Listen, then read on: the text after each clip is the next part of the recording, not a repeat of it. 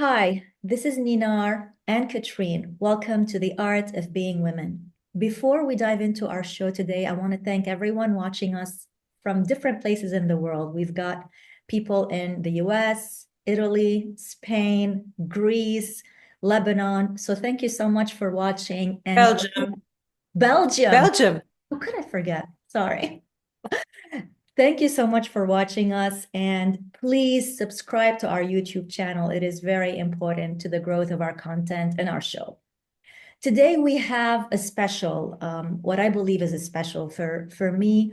And before announcing the subject, the reason why it's special and it's very important, it's because speaking up and speaking out about our personal matters, whether they are medical, um, relationships, anything that is really personal, speaking about it to share the experience, to help with people we don't know, with people, with close friends, with medical teams, behind a phone call, in person, or behind the camera, is may look like it has become a given, but it's not. It takes a lot of courage and it's very hard. And it shows to what degree people and human beings are just thirsty for human connection and for help. So today we're going to be discussing I hope I'm going to say it right, vestibular chronic migraine, Mhm. chronic illness that Katrien is suffering from, and that I'm so proud of you, and really like appreciate that you want to share it with our viewers on the art of being women. Katrien, before talking, and diving into the depth of the topic to begin with, so many people, I was unfamiliar with this illness. So many people are not familiar with it either. Can you please, describe it in a simple way? What is it? When were you diagnosed? And, what are the symptoms? What do you suffer from upon Mhm. diagnosis and now? Mhm. So vestibular migraine, first of all, I'm chronic vestibular migraine, and chronic means that you have to have 15 episodes of attacks a month in order to be diagnosed as a chronic sufferer. Vestibular migraine is a neurological disease. It's not a psychological disease, although you do have some comorbidities that can be depression and anxiety because of the fact that you're continuously dealing with having an illness. And it's also genetic. So I don't know exactly. I don't think that my parents had migraine, but I definitely have an aunt who had it. And our youngest son also has migraines, although not to the extent that I have my migraines. I was diagnosed about 3 years ago, and it all started actually with tinnitus in my ears, which I had never had before. It started in one ear, on the left ear, continuously a beeping sound. And then it started on the right side. And this was more like a swooshing sound, a washing machine. And actually, by the way, I still have this. I'm still dealing with this. But throughout the years, I have started to learn how to live with it. And now it only really does bother me when I have a really bad attack and when I'm in a quiet room, a dark room, in bed. So that's what it is. Yeah. And Please. and it is vestibular. Yeah. Yeah, Go you were ahead. telling me in your notes, as I needed to learn about this a little bit before the show, that it took about 5 to 6 months to get diagnosed. Why is that? Why was it difficult to diagnose? Is it rare? Is it a rare illness? I mean, and also, what is the root cause? You mentioned people in the family having migraines, but that's a little different. Do they do genetic tests like in certain other types of illnesses like cancer? Or what is the root cause of it, even if it's neurological? Can they trace it back to something, medically speaking, other Yeah. than genetic? Yeah. So this is very interesting because I never thought when I was diagnosed with this, I said, this is so bizarre. I never used to have migraines, and all of a sudden I have a migraine every single day because that was what it was like in the very beginning. And my girlfriends who've known me in Belgium since I was a child would say, what are you kidding me? Of course, you had plenty of headaches when we were growing up. So clearly, I was already suffering from that back then, except it wasn't to the extent that I had them now. And I also thought that maybe, when I was getting into puberty, that somehow it was related to hormonal stuff. It could still be, because right now I'm going through menopause, and it is possible that this is also, again, hormone related, just as much as it could have been hormone related in my puberty. But then again, I'm thinking about the headaches that I used to get, and I did. I've had headaches all my life. But that's your, But a migraine attack is something else. Hmm? that's your analysis, right? That's not Yeah. like the root cause per doctors. No, the root cause per doctors, they would say it's neurological and it's genetic. They'll Okay. always say it's mine, however, Taken any set off. genetic tests? Sorry to interrupt. Without taking any genetic tests, and why did it take Yeah. so long to diagnose?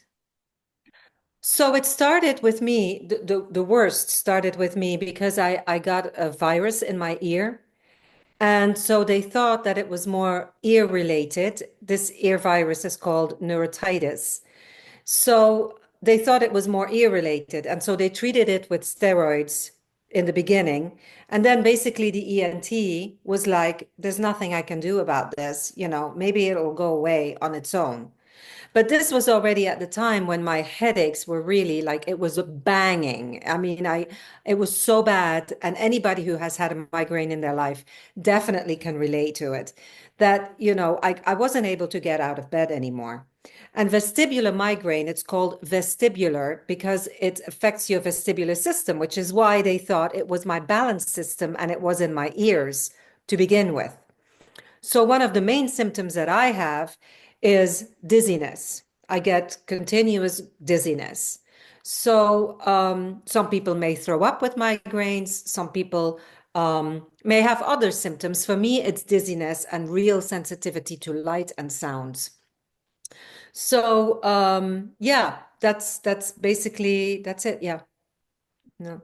3 years ago, you said it takes 15 attacks per month to be labeled Yeah. chronic, and that's what you were having, but now it got No, better. I was having every day. I was having every Yes, day you were attack. having much more. You were having every Yeah. day, the whole month, Yeah. and it only takes 15 Yeah. to be chronic. But now it's much less. And Hmm. is it still labeled chronic? How are you Hmm. cope? How did you cope throughout this transition? Because this is a lot for 3 years. If we think of it, we think 3 years, it's a lot. It's not. It's Hmm. very short. These 3 years, they've been also, I guess, post-pandemic. Everyone's life was already, dealing with so many things, so many difficulties and stress. And your role as a mother didn't change. Your role as a wife didn't change. Everything else that's expected from you was still there. And yet you had a new body to deal with, a new lifestyle. How did you cope? And how are you So coping? right, I definitely had a new lifestyle to cope with, and I would say that my role as a mother and as a wife and as a friend totally changed with this because I was bedbound. I was not able to walk, and I had to learn how to walk again and cope with the dis. I basically had to learn how to walk again with the dizziness. I don't know if that makes sense. Um, so there was so much that changed in my life during that period. All of a sudden, I wasn't able to do certain activities with my family anymore. I'm giving you an example, ski trip, for example. There's no way I can do that. Not because I'm a big skier, because I'm not, but I would go and I would do, hiking and I would go for long walks. But because of the height and the impact that has on your vestibular system, I cannot do that anymore or go to big parties with a lot of friends. I cannot do that anymore. I cannot go to cinema. I, cannot go to concerts. So this impacts our daily life. As a mother, I have to say, probably what bothers me the most is the tiredness, the chronic fatigue, um, that I just have to go and lie down in bed every day, once or twice. Yeah. So that does, yeah, so that does make you feel as if you just not worthy anymore, And yet honestly. you're here and you're active and Yes. you're sharing this with people. And I know about Yes. so many other things that you're working on, that you're doing. Yeah. Was because I'm sure you got a lot of support. How crucial Mhm. was that? Who did you get it from mostly? Who did you need it from? From the closest circle to friends to colleagues, because I've been through something else health-wise, and I know, like, you get surprised. You get support from people you weren't expecting to support You you, do. Yeah. to text you every Mhm. day, to call you, and they start meaning the world from you, even if they do it from across the oceans. And you get shocked by people who deal really badly with illnesses and who just disappear. How crucial Mhm. was support to you, and what did it add to the table? How did it help? Maybe if it did, getting this illness, I don't know, Yeah. did with time. Yeah. So my main support came from my husband, and I will be eternally grateful for that. Even though, as a doctor, even he didn't understand at all. He was not familiar at all with what was going on with me. It was only when he started to go to physical therapy with me and he saw the limitations of what I was only able to do, that he fully understood what was going on. Um, yeah, with a lot of friends, it was a disappointment. Because this is what happens, right? You start to complain, oh, I'm sick, I'm not feeling well, my life has changed so much. First of all, they didn't understand the illness. They didn't understand that it was chronic. And they also didn't want to continuously have me talk about it. Or sometimes it would also be, well, yeah, oh, it's so bad because I get headaches once in a while. A migraine is, first of all, not a headache. It's so much worse than that.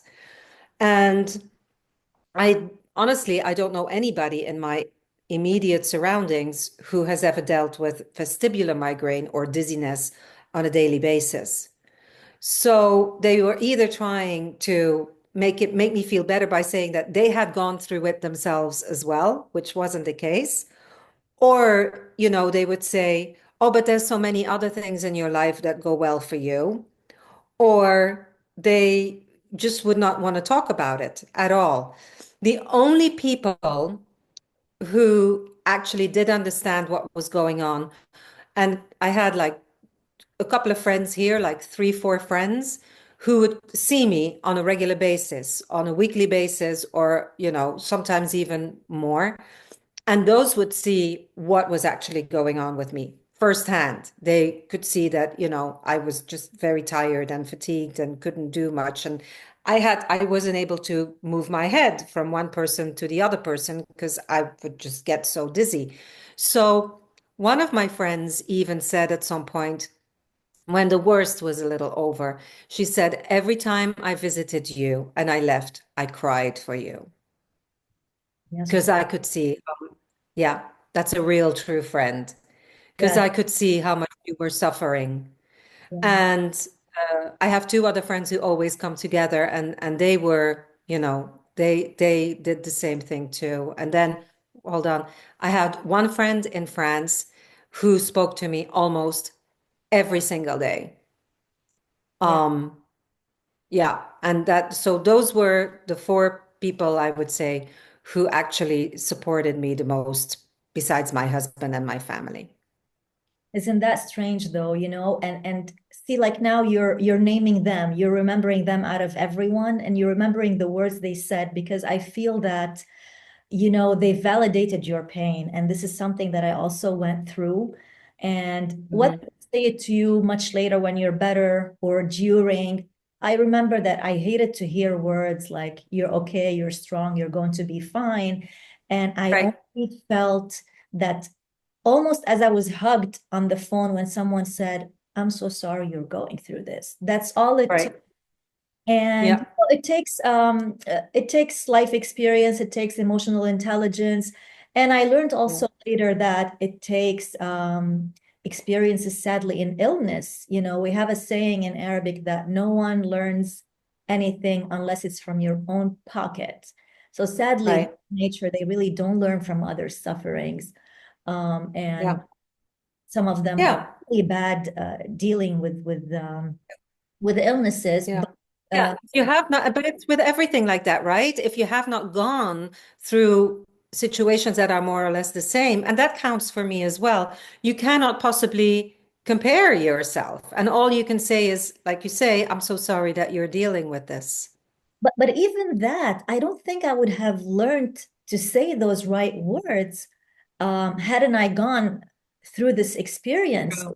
Because Yeah. and through, through the people who've been in the same situation as I, we used to talk, and it was brought to my attention by specialists that it's actually validation to us, and maybe almost unconsciously, um, almost like saying we survived, so we want to be there for another. It's like a witness Yeah. to yourself when you help others. Yes. That doesn't Yes. mean you're And doing that, it because you're not kind, but it's also um, like it makes you feel really good.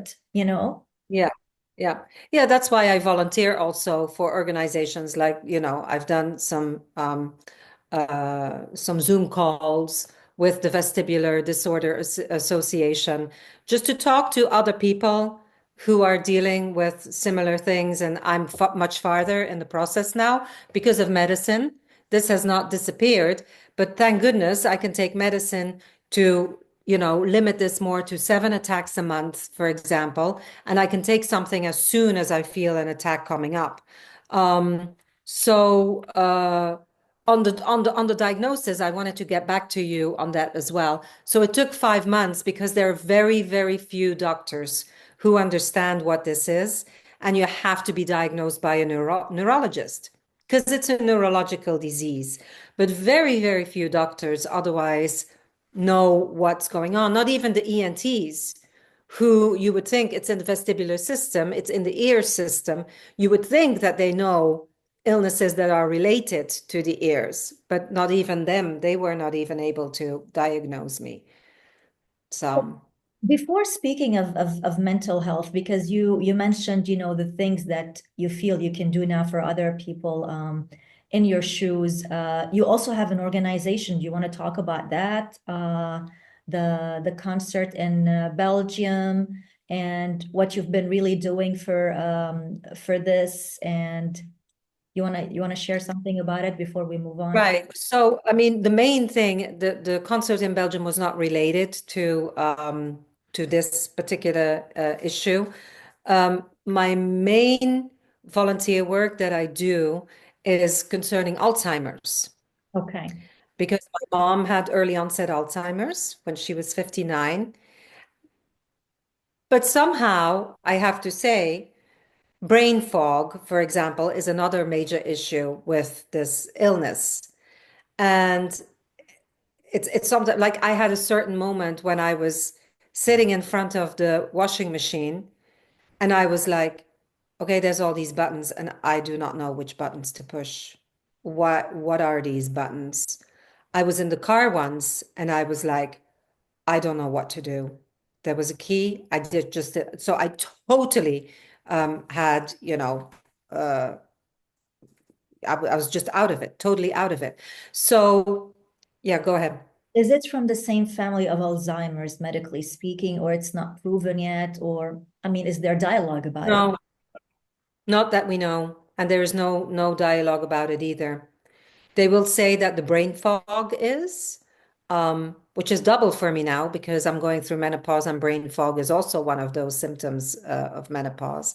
But so this um, really affects me. Like I can sometimes have that I listen to conversations between people, and you can ask me afterwards, what did they talk about? That I really don't know. I wouldn't be able to tell you.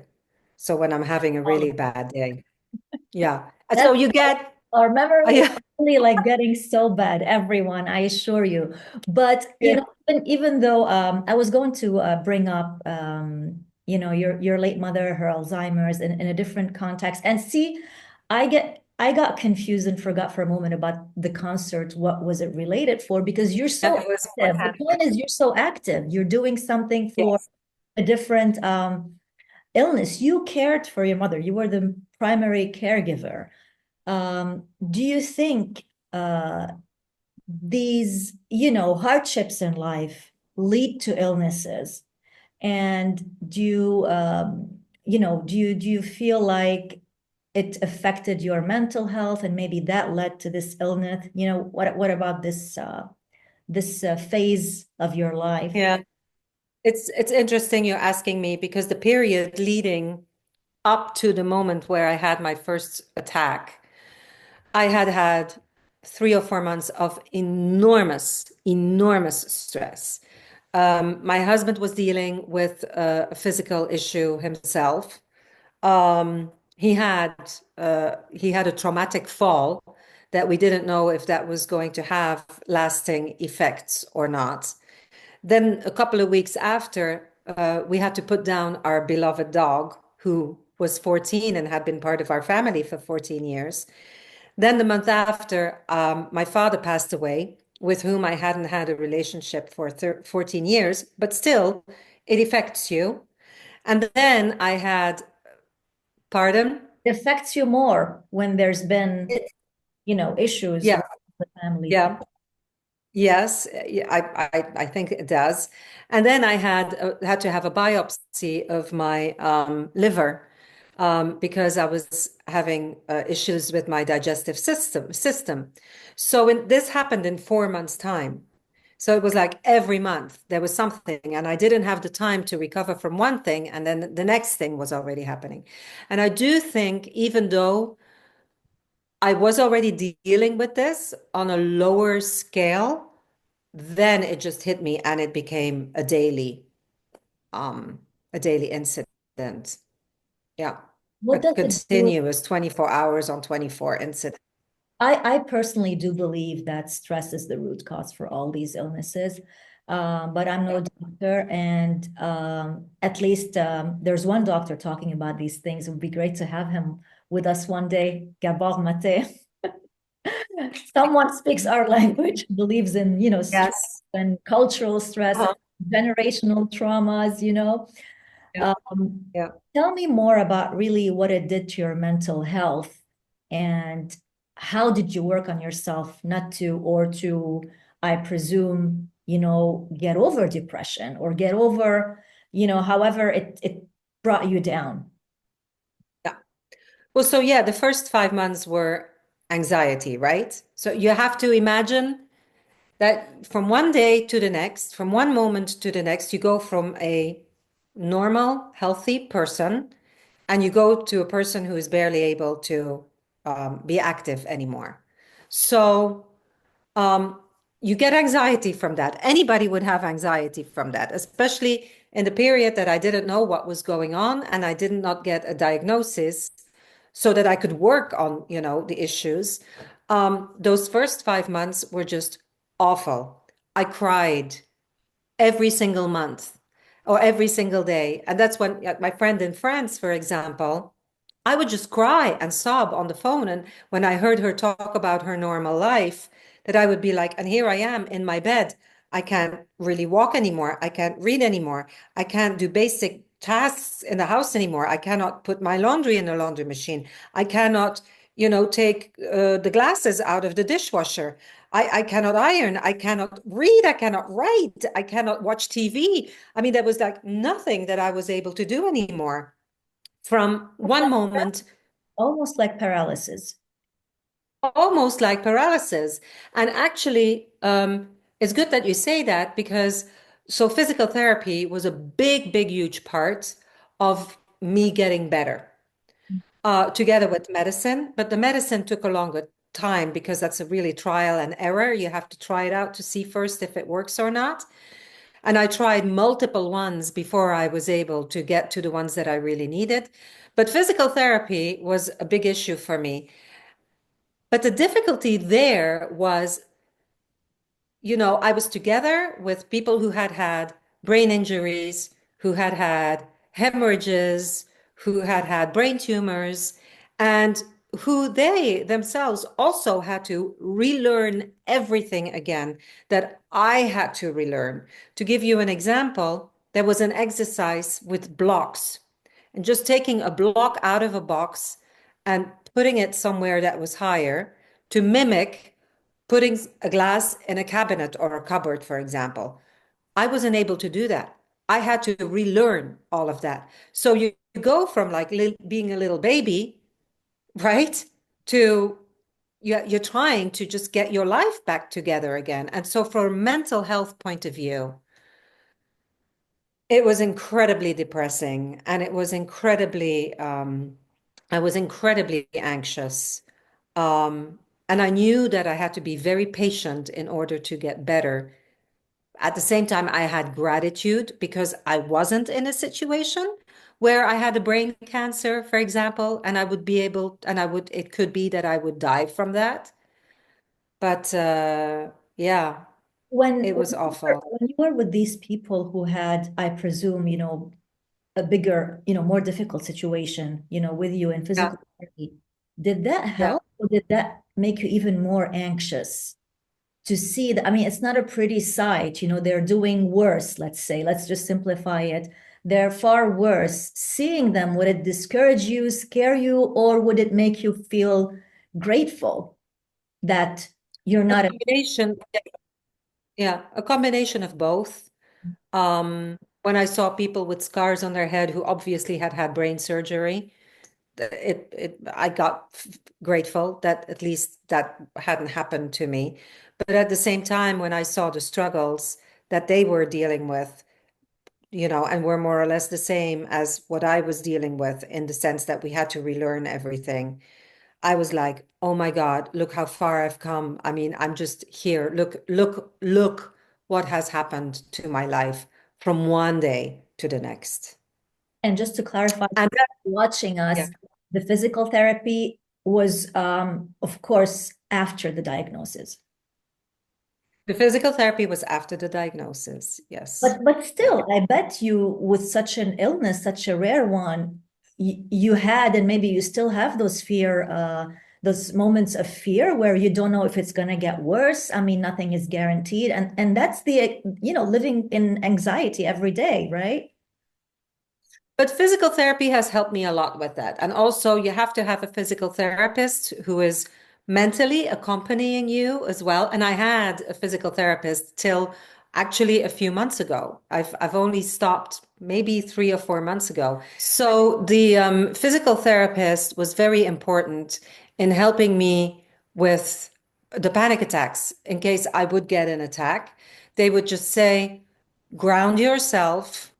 Try to do breathing, take your medicine as fast as you can, and take an easy day.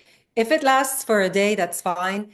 You know it's going to get better again. And that's exactly what I did. So when I have an attack now, for example, I will say, okay, I'm getting an attack. It's going to get better. Maybe not today, but tomorrow it might be better. Because usually an attack lasts about 3 days. Wow. So, yeah, so you have what they call the pre-period, and then they have a post-period. So the pre-period is when it's leading up to the attack. Then you have the attack itself, and then you have the recovery from the attack. So it's usually like 72 hours. So okay, it's going to be 3 days. Right now, I have an average of 5 to 7 attacks a month, which still means that I got like, half the month to 20 days that I have to take this into consideration. But like I was telling my husband before, I used to wear an ice cap Mhm. because the pain would be so bad that the feeling of the ice would make it feel better. And I haven't had to use that in a while. So I am much better now in dealing with it than I was with the help from the physical therapy people. Are there triggers that cause it to come back? The attack, stress, flight, traveling, Yeah. shower. I don't know if you can swim, but are there triggers and things if you Yes. avoid, then you won't have an attack or you'll have less? Yeah, yeah. Anything that's too much or too little. So too little sleep, too much stress, too much noise, too many people around me, or too much stuff going on around me, and the weather. The When there's a big weather shift, yeah, because the pressure in the air um, leads to issues with your ears, the pressure in your ears, and it can give you migraine attacks. So is it the Yeah. change in weather or is it cold weather? No, it's the change in weather. Change in weather. Okay. Yes. I was trying Like to for the Friday, yeah. I was trying to get from you like it's the cold weather and then I can email Dr. Scott and I'm just like Yeah. No, it's the change in weather. Like this has been a horrific season, especially the last yeah. few weeks, because it's been going from 70s to 40 and 30. And like today is going to be 70s. Yesterday it was early, beginning 40s. So it's just been a bad period for me. But yeah, you Well, know. speaking of Europe and the weather, you once mentioned to me, we were talking about, different things, but also I believe about your migraines and how I'm sure you saw doctors there in Belgium. Was there a different approach, a different treatment, um, another way of treating this or diagnosing it? Yeah. You would say that you may say, "Oh, I wish I was diagnosed in Belgium," something that you felt was missing from our healthcare culture and policy Mm. in the US, whether from diagnosis or treatment that you received in the US. Did Mm. you feel any difference? Yes, I don't know if I would have had a faster diagnosis in Belgium than here. I do have a neurologist in Belgium as well. I would say so they treat with the same medicines and although there is one medicine that I take that is not available in the US, and that's helped me a lot. So that's a big difference. And I think they're more holistic in Belgium as well than they are here. Like I can say to my doctors here, yes, I need to do meditation every day, or I have to do breathing exercises, or I have to watch my food because that's another thing. I cannot have too much cured foods, for example, are really bad for me. So that's the only difference, I would say. They are much more, as a matter of fact, and much purely medical here in the States than they are in Belgium. Much more holistic, the whole. What about the doctor who suggested the Botox to help, and that helped? Are you sure that doctor wasn't Yep. Lebanese? I'm just No, trying to make like not a Lebanese. little bit No. lighten up. Oh, Are you? so yes. So the Botox does help with the pain. That was my neurologist in New York who mentioned that for the first time. But mind you, I laugh with my friends who do Botox for cosmetic reasons, and they get a couple of, shots in their forehead. I get like 36 shots all over my head and in my neck. So it's not just because yeah, the pain is everywhere, right? My pain is especially here when I get it. So they definitely treat this. And I get really bad neck pain at the nape of my neck. So they do that as well to just relax that area here. I can tell you, it's not, it's not good. And actually, I ask my doctor sometimes, could you just give a little less here? Because I really don't like it. I wasn't able to frown at Dr. Scott. Yeah. Oh, there's The something frowning is a wrong. little hard, but at least I can move my eyebrows up and down. So, yeah. And Well, he laughs at me because he says, do you realize how many people would love to get this for medical reasons so they don't have to pay for it out of pocket? exactly. Yeah. Exactly. The good side of it. Yeah. Well, Yeah. Katrien, I wanted just to wrap up with what kind of lessons, life lessons, has this thing taught you as a chronic and invisible illness? Or Yeah. now and even before when you were officially diagnosed, I mean, didn't you feel that at that time, after all the stress you've been through, after being a caregiver to your mom and losing all these people in your life, didn't you feel like, oh, wasn't that enough? How were your views on life back then? And today, the lesson you've learned and the moral of the story. Yeah, gratitude, I would say, is a big one. I even have gratitude when I can go for a long walk, or I have had gratitude when I can go on my bike, or I can travel again, or, the things that that you just took for granted. Yes. Um, then you realize with the illness that you shouldn't be taking them for granted.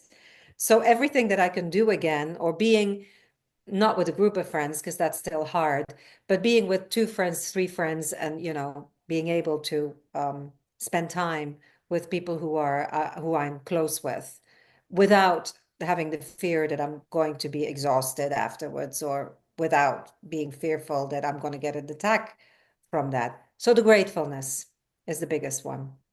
Yes, of course. Always. And as I said before, it's really sad that human nature, people don't usually, I mean, it's the hardest to learn. They take things for granted and they only learn from Yes. their mistakes and not from others' Yeah. sufferings and Yeah. experiences. Do you feel you want to add something I didn't cover?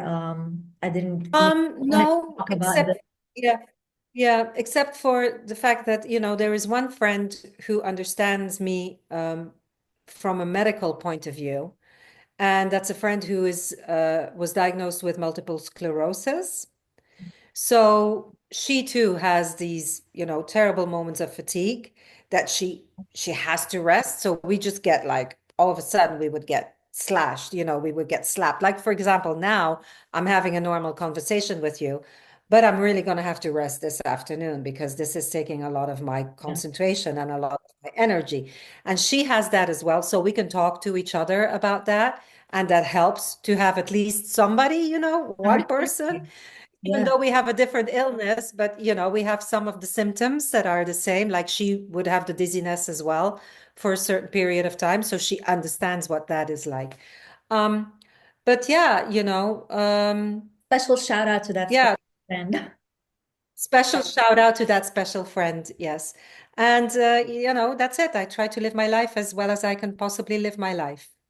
Yeah, And every day. you're doing great. And I told you before, you're a superwoman and you're a Oh, multi-war survivor because these are wars that we fight, that we get yeah. over, that and that all leave scars, right? They leave And scars. you are too, by the way. You are too. And we will talk about the Yes. fights and challenges that you had to deal with at in one of You're, our you're there for me as well. And you're one of the great friends. I was going to add that, we mentioned it somehow, but it's really like, sometimes it takes a person who knows as much as possible of what you're going through. But then those who know a little bit less, but know that, the simple fact that it's an illness, it's stopping your yes, life somehow.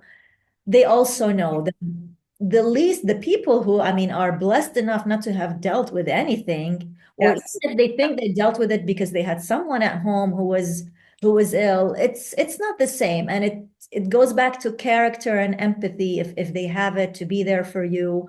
And it's very important to surround ourselves with supportive people and to find them. That's what I've been told. Find them. If you cannot get support from your existing close circle, from your family, which to me in my culture, it's crucial. I think that, I think it's CBT to receive it from others. You're doing the best you yes, can. But I think ideally you need it from those you love. You expect it from those you love. But hey, if it's not there, then yes, make new yeah, friends, make new family, people who understand you, people who make you laugh, and share the good times and the bad times with those who understand you. yes, yes, yes. All Yeah. right. So True. this True. is the end of it for today. Thank you guys for watching us again. And if you have any questions to Katrien about, this topic or anything else, you can message us on social media. Again, please subscribe to our YouTube channel because we would love to see this community grow. And stay tuned. We still have another show coming up in April, and we won't tell you just yet what it's about, but it's about Something we haven't Yes. done. Something we haven't Yes. done. Okay. Exactly. Thanks, Exactly. everyone. Looking forward to it. Thank you so much. Thank you, everybody. Bye. Bye. Bye.